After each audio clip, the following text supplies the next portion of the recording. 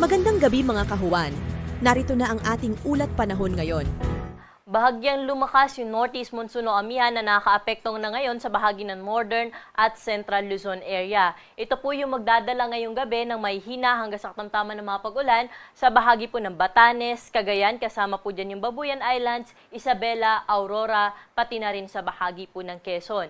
Bagamat magiging bahagyang maulap hanggang sa maulap ng kalangitan na may kasama may hinang mga pag-ulan, ang inaasahan po natin sa may bahagi po ng Cordillera Administrative Region, Ilocos Region, pati na rin sa ibang bahagi pa ng Central Luzon. Easterlies naman po yung nakakaapekto sa nalalabing bahagi ng ating kapuluan na kung saan ito yung magdadala ng mga scattered rains at thunderstorms sa bahagi po ng Caraga, Leyte, pati na rin po sa may southern Leyte at sa bahagi po ng Basilan, Sulu at Tawi-Tawi. Pero dito sa atin sa Metro Manila, pati na rin sa ibang bahagi pa na ating kapuluan, ay posible pa rin po yung mga panandaliang buhos ng pag-ulan ngayong hapon hanggang mamayang gabi, dala rin po ito ng easterlies. Sa kasalukuyan, wala naman po tayo minomonitor na low pressure area o bagyo na posibleng makaapekto sa ating bansa. Para sa magiging lagay ng ating panahon bukas, patuloy po nating inaasahan na muling lalakas yung northeast monsoon o amihan at makakaapekto na ito sa buong bahagi ng Luzon. Ngunit magdadala po itong amihan ng makulimlim na panahon na may kasamang hina hanggang sa katamtaman ng mga pag-ulan sa bahagi po ng Cagayan, Isabela, pati na rin po sa may Batanes at Babuyan Islands dito sa may bahagi ng Quezon at sa Bicol Region. Pero dito po sa atin sa Metro Manila, pati na rin po sa ibang bahagi ng Luzon, ay generally fair weather condition pa rin naman po inaasahan natin.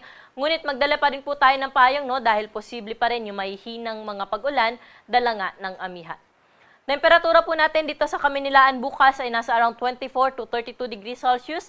Sa mga pupunta sa Baguio City, nasa around 15 to 24 degrees at sa Tagaytay, 21 to 30 degrees Celsius. Sa Lawag naman, 23 to 31 degrees yung inaasahan natin na agwat ng temperatura. At aabot din sa 31 degrees ang maximum temperature sa Tuguegarao at 25 to 32 degrees naman sa bahagi ng Legazpi City. Dumako na po tayo sa Calayan Islands at sa Puerto Princesa City na kung saan nasa around 25 to 33 degrees sa agwat ng temperatura.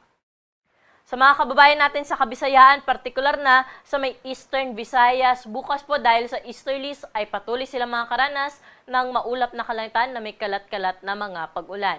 Pero sa nalalabing bahagi po ng Visayas at sa buong bahagi ng Mindanao ay wala naman po tayo inaasahan na malawakang mga pag-ulan bukas, kaya po sa umaga hanggang tanghali ay maaliwalas na panahon ang kanilang inaasahan.